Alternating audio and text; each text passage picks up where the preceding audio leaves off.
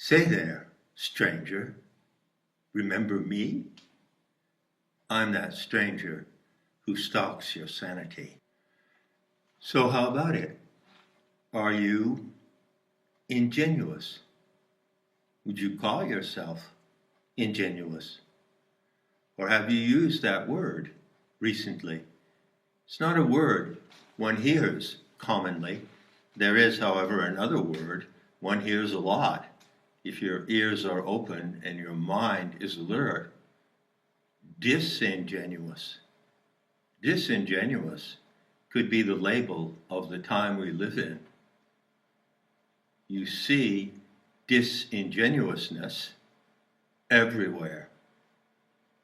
Everywhere on the media, all the talking heads, all the politicians, the so-called leaders, all the social influencers are all disingenuous.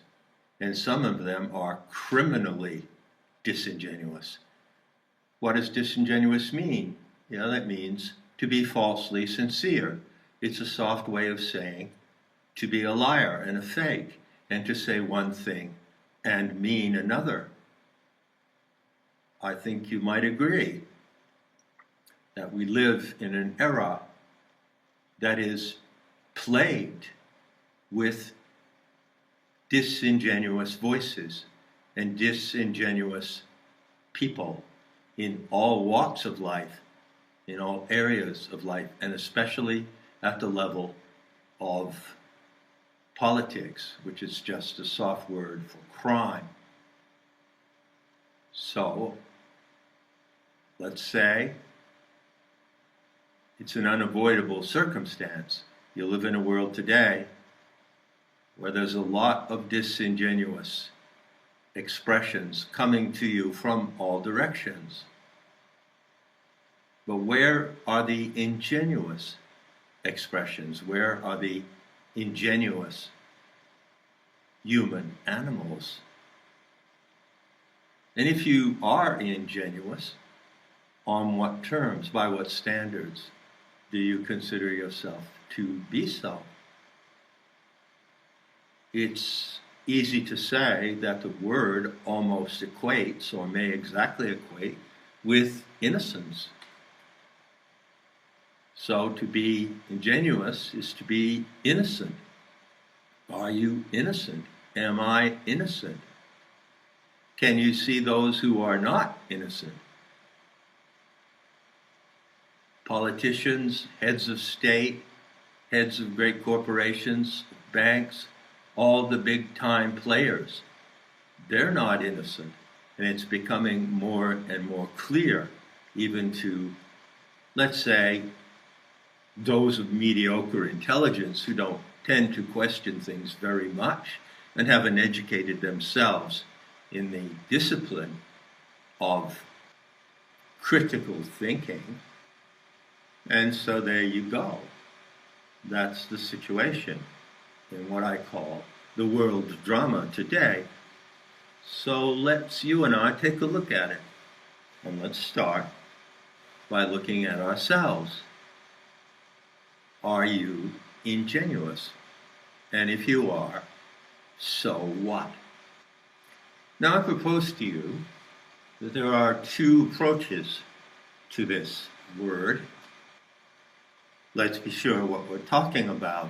I'll break it down grammatically into three terms. Ingenuousness, that's the noun. Ingenuous, that's the adverb. But what is the verb?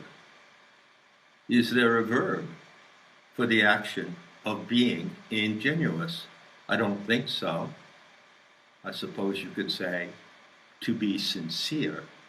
But sincere is a cheap word.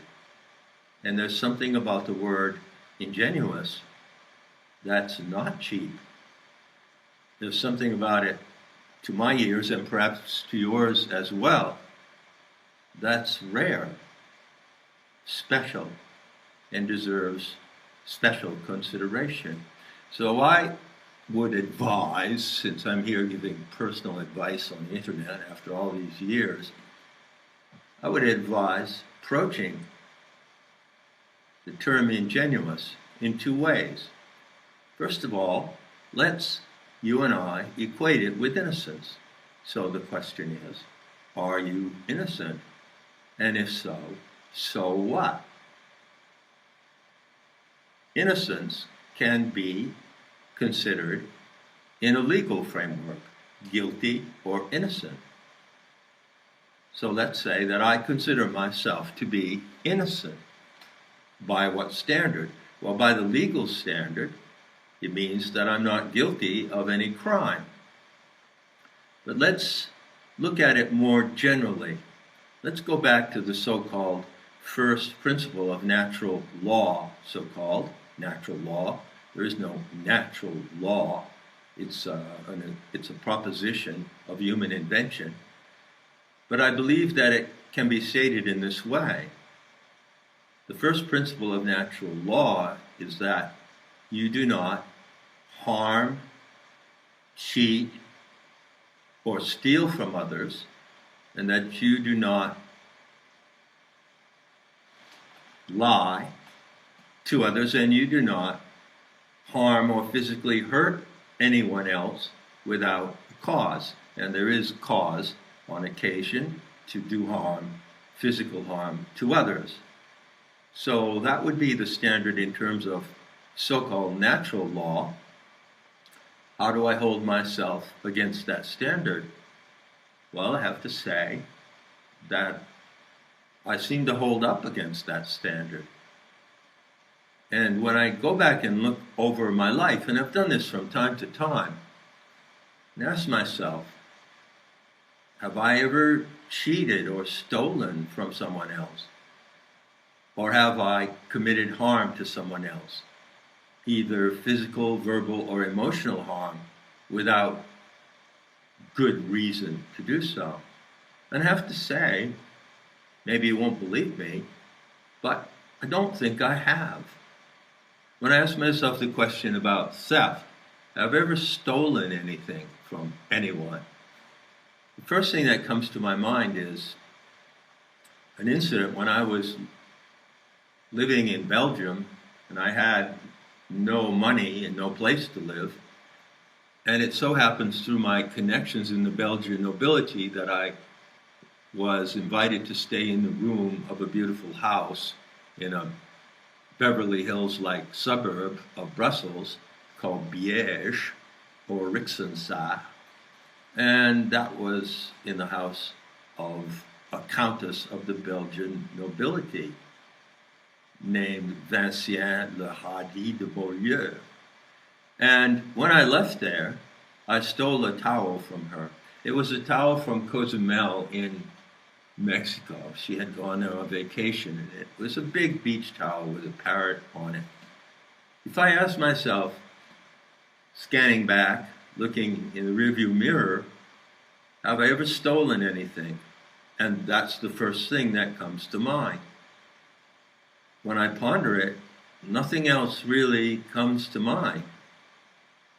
So I'm innocent, except for that case. I'm guilty of stealing a towel, a beach towel, from one of the members of the Belgian nobility. Guilty as charged. So when I go back and look at my record, well, by that standard, if that's what innocence is, then I'd have to say, yeah, I appear to be quite innocent. I haven't deceived anyone in my life intentionally, although I've deceived myself, and by implication or through repercussions, I may have deceived and misled other people. I've certainly misled people in my life about myself and my intentions, but I didn't do it intentionally.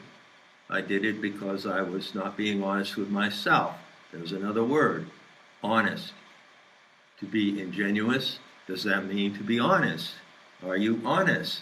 And if you are, so what? Now there's a second way to approach this word, ingenuous. Not on a standard of guilt or innocence, but on a standard of direct perception, as if you are perceiving an attribute. So what comes to my mind in that approach is the innocence of children, the ingenuous beauty of children. It's arguable, I think you would agree, it's not even arguable, that you can see that in children. Maybe not everyone does. Maybe there are those predicites of a particular bias who see that ingenuousness in children as something that they desire, that they don't have, they envy it, and therefore they want to destroy it, because envy is the emotion that compels people to destroy what they cannot have or cannot be, whereas jealousy simply means that you would like to be something else, you would like to have something else, but you don't have the intention to harm or destroy those who are that way or who have those things. Important distinction between envy and jealousy. So do those who presumably, if you listen to the rumors, prey in the most hideous manner upon children, have envy toward the ingenuous quality of children? I would say yes. And I would say that this is an imperative and profoundly troubling issue of our time, which needs to be solved, not just on moral grounds, but on the grounds of survival. No species can survive if there are members of the species among them who would prey on the innocence and ingenuousness of children, of the young. So it's a huge survival issue. There cannot be tolerance for even one case of that kind of predation. So if you and I agree that ingenuousness is quality that can be directly perceived, where do you perceive it? Where do I perceive it? Well, I perceive it in children, of course. I think that's the most general and universal case. But I perceive it also in strong measure, which deeply moves me, in animals. The ingenuous quality of a donkey, big-eared little donkey, the ingenuous beauty of a seal, of a mother whale. Name them. You can name them by the thousands. The ingenuous beauty of a butterfly. Do you have that beauty in you? And this quality of beauty is an attribute that has, in fact, without perhaps being directly named, it has been the central topic of a long debate about human goodness. There is a way in which you can practically equate the presumption of human goodness with the perception of this rare and beautiful quality. Isn't that clear? Throughout my whole life and continuing today, I constantly look for and see the ingenuous quality of non-human life. You can say that a flower is ingenuous, a daisy is ingenuous, a grubworm is ingenuous, as long as it's not in your salad, and even if it is, just pick it out. And there's no question in my mind that that direct perception is relative. I'm fully aware that there is massive evidence of an untold number of human animals in certain cultures who do not perceive the ingenuous quality of animals such as dogs and cats. They don't. They just don't. And they do not respect the lives of non-human creatures due to lacking that perception. So let's just say, for the sake of this monologue, that the perception, appreciation, and respect for inherent ingenuousness is not absolute, it's relative. But then that begs the question, is the presence of that quality relative? Does it exist in everyone? And asking that question is tantamount to asking, is human nature essentially good? So just as I said a moment ago, this has been a subject of great debate. So I'll ask you, as I've asked myself, are you essentially and innately good? Do you sense and see goodness in yourself as a fundamental and primary quality of your sense of being human? And even if you may not have always acted in what you yourself or others judge in a good way, that does not preclude possibility that you have and hold that essential goodness in yourself. Now, to me, this is where the exploration begins to get really interesting and deep. How so? Well, I'm going to state a proposition which I would consider to be one of the fundamental top 10 talking points of the Great Recovery. And it goes like this. Does someone who is truly and innately a good person need to be perceived as a good person? Now again, when I bring it around to myself, and I've thought about this more than you can possibly imagine, and I've talked about it a lot, both professionally and with friends, I can't detect in myself that I've ever had the need to be perceived as a good person or perceived as ingenuous. However, I must add a qualification to that. Now, what I'm going to say right now goes into the area of what it was called in the recovery movement inappropriate disclosure. And I think they call it these days TMI, too much information. Nevertheless, I must make this disclosure due to the fact that I am not neurotypical and that clinically I belong to what is called the ADS, and I'm at the violet end of the spectrum. It goes from violet to red.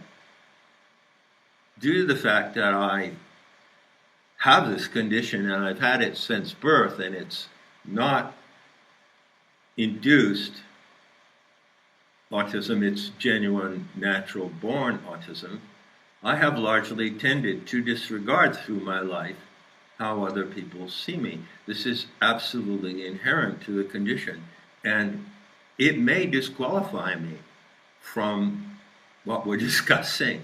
I have to admit it openly.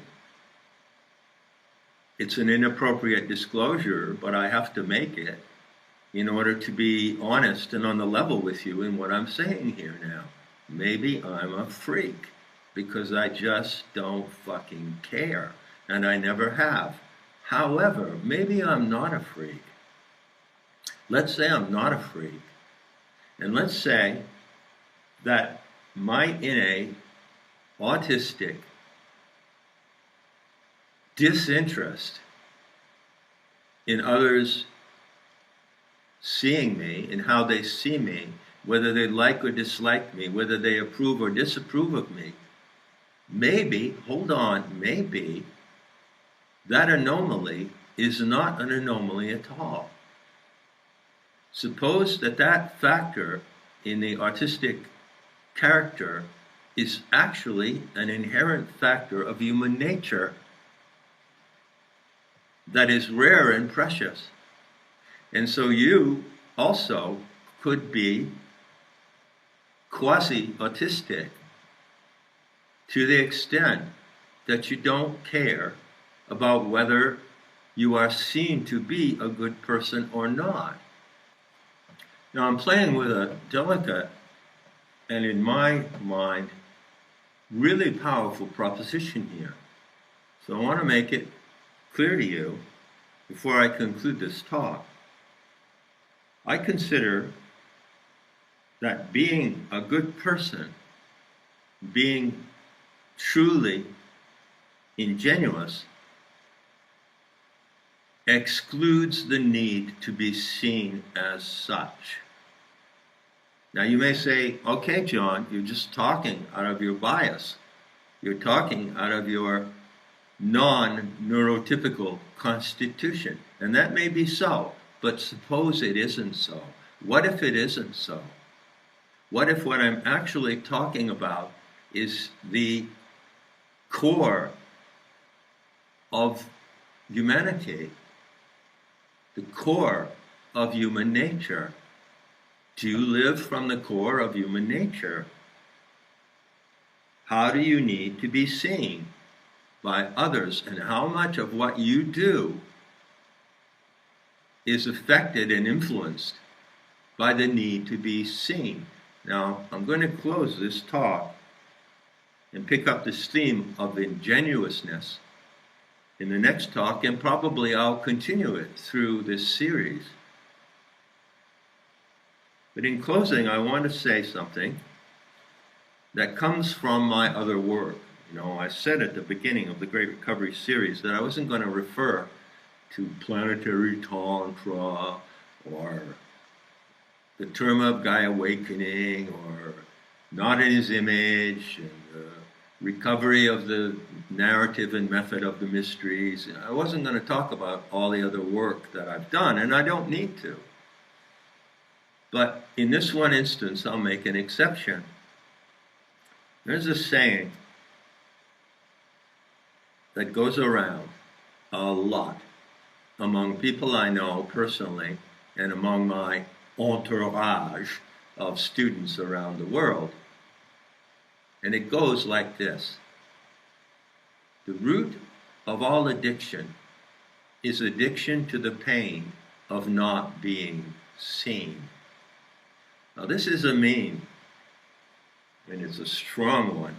It's strong, strong medicine. The addiction to the pain of not being seen is the core of narcissism.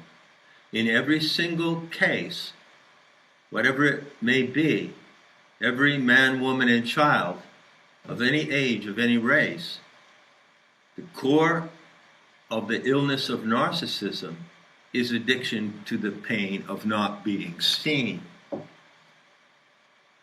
And so, if that's true, can you and I infer from that the primordial innocence of human nature that defines us as a species needs to be seen? Well, that sort of contradicts what I said before, or maybe it doesn't. Does the innocence and ingenuousness in you, if you find it there, does it need to be seen? Or can you live without anyone ever seeing it? By the way, animals will see it. That's why they're so consoling and they're great healers. Your dog will see it and show you. Your cat will see it and pretend it doesn't. The donkey will see it. The hummingbird will see it. All of those non-human animals see it in us. But the fundamental question I'm putting out here, which feels to me like it's going to be an abiding theme in the Great Recovery, is, do you need to be seen in your innocence and in your ingenuous beauty? as an adult child. And if you don't, fine. If you do, what do you do about it? This is where I have to ask you.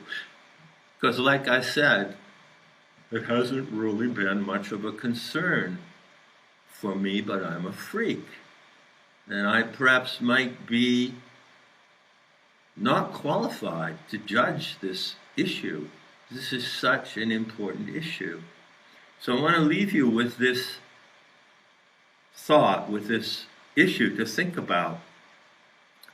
When you look at the world today of the media and you see that we live in an unprecedented time when everybody has the opportunity to be on the media all the time by filming themselves and uploading the film to TikTok, to Facebook, to whatever social media, what are they doing? Why do they do that? Well, obviously, one can presume they do it because they need to be seen. But why do they need to be seen? Why do they need to show the world that they are a good person, or a happy person, or a caring person? Or on the other hand, and this is the case with many of the uploads, especially on those toxic TikTok videos, why do they need to show themselves to the world as an outraged and righteous person who is standing up for some cause which may be as phony as they are and probably is? The opposite of being ingenuous is to be fake. So I'll leave you with that thought, and I'll pick it up in the next episode of The Great Recovery. And until then, of course, I'll be seeing you in the beauty that kills.